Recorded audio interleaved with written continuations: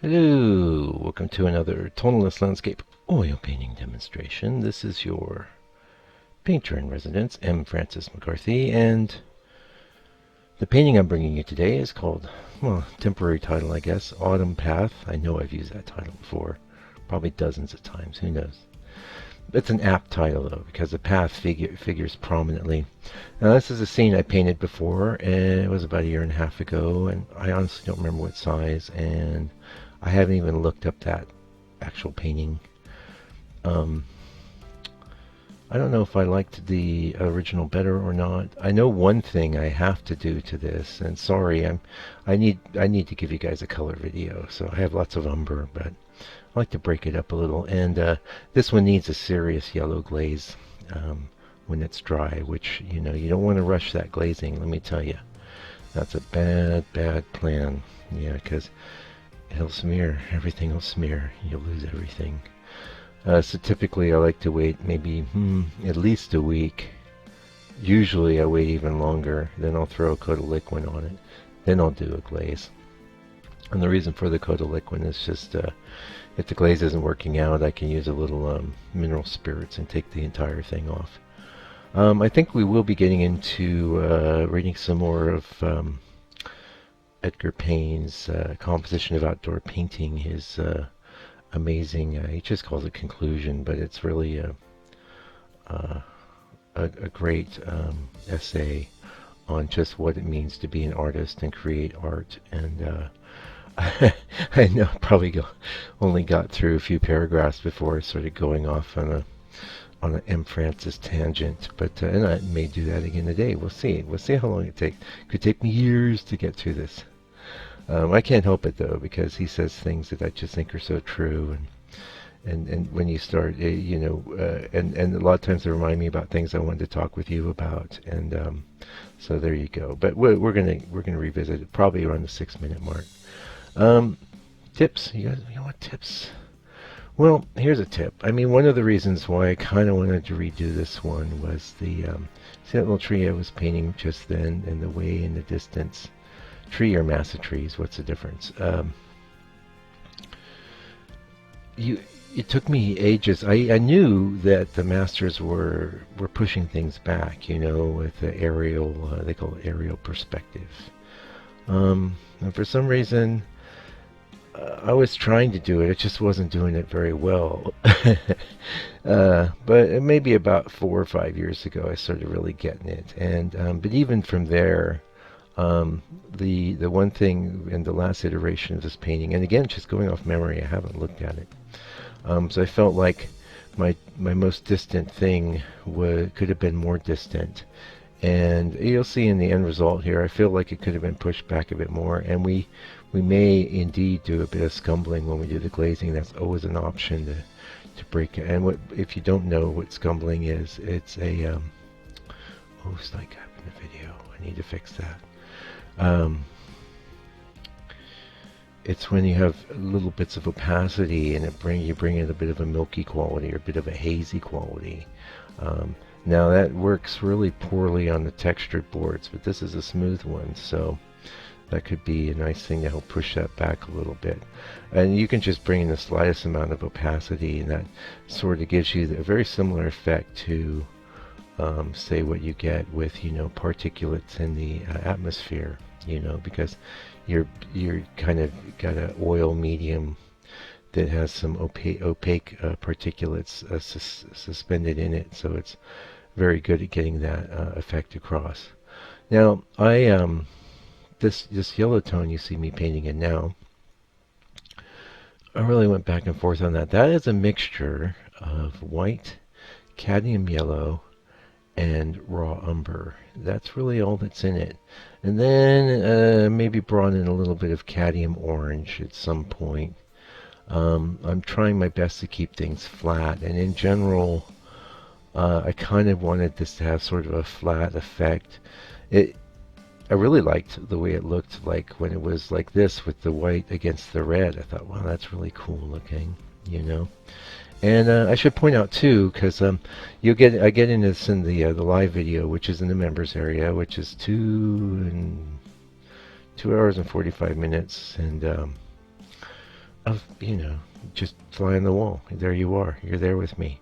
And I'm talking with you, I'm not talking every second, and it's not like I'm being Mr. Teacher. It's more like I'm being a mentor. I'm just passing along information as it occurs to me while doing my own process. And sometimes I get people saying, "Oh, I would like more of this, more of that," and it's good to ask, because I will kind of remember. I did have a request for, more color information, and since I've done that, it occurs to me, it's like, well, yeah, I can easily say what colors I'm working with here. But I would, what I always have to say about color is that, yes, it's mysterious, and yes, it's hard, but you have to, and it's a personal journey. It's a subjective experience. Our experience of color is highly subjective. It's all reflections and refraction. It's all hitting your retina. Reflections and refraction. Bouncing all the retinas.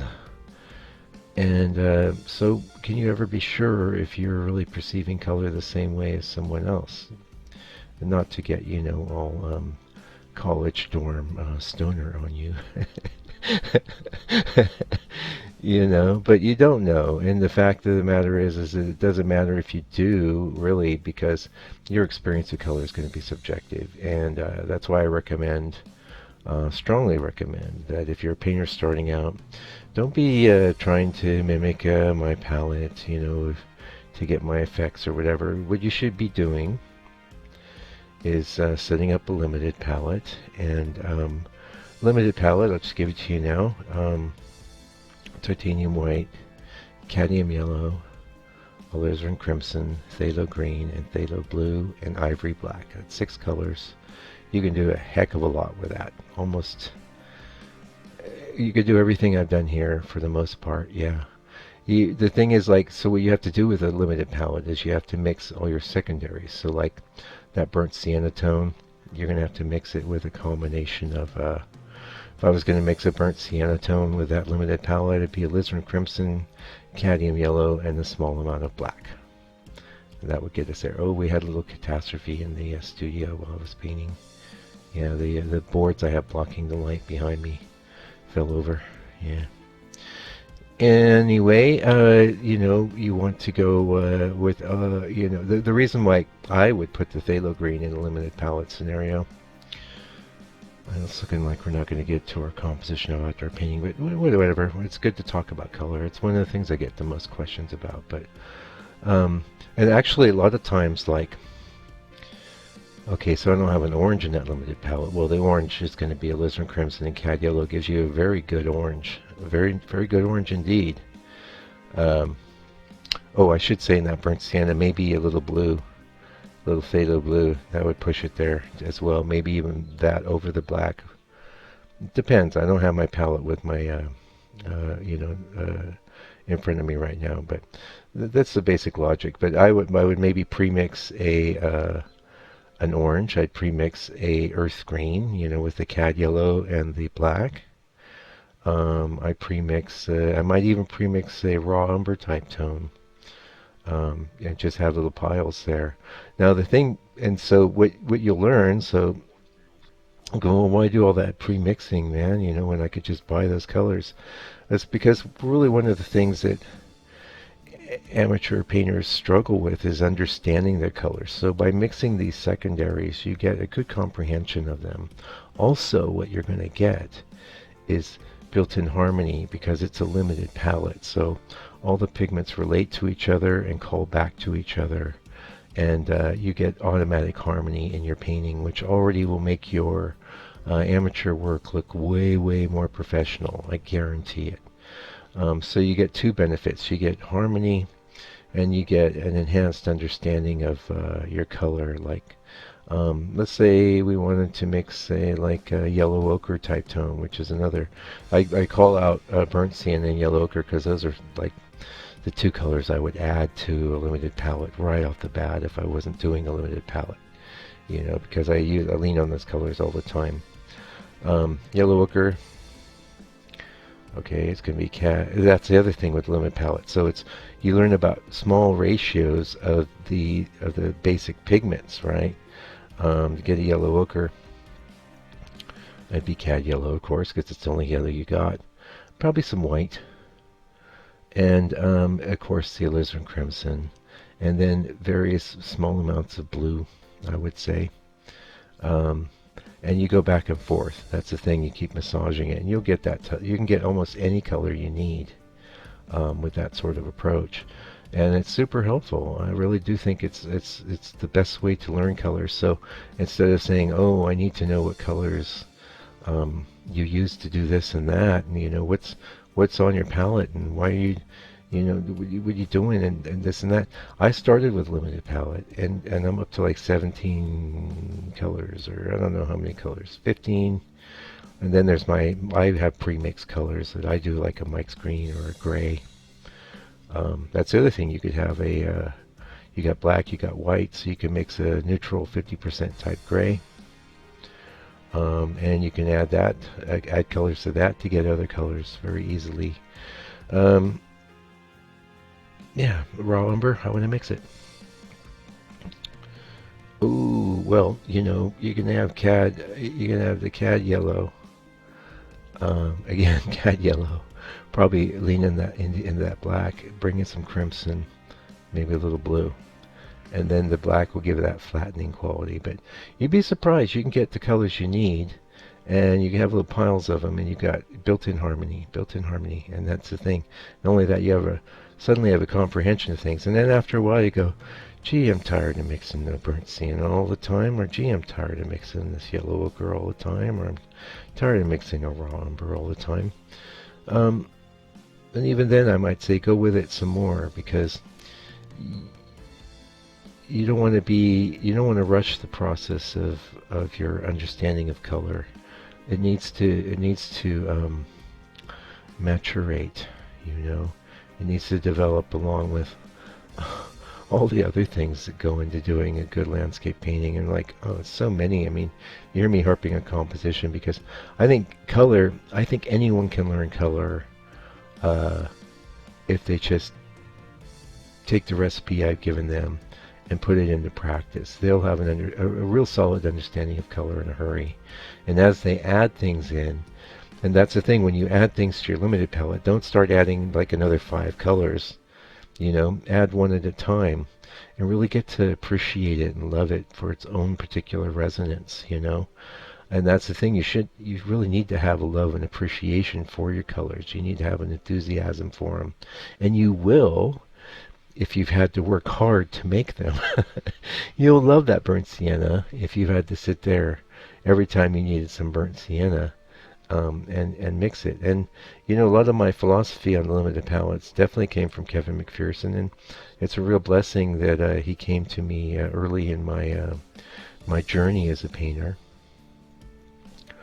Because he was like, well, you can hit any color with this minimum palette. And you can't hit any color.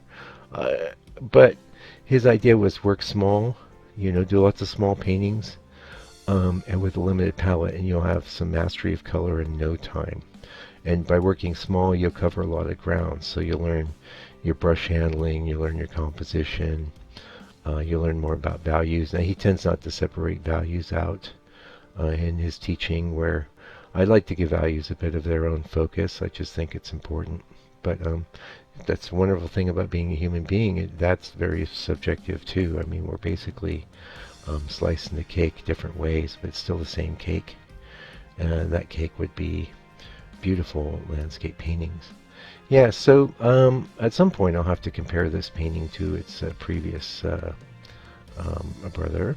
And I'm pretty happy with it, though. I really like this composition. I'm attracted to everything suspended on those strong verticals from those 2 trees, and I tried to get a bit of an arc and a bit of grace into it.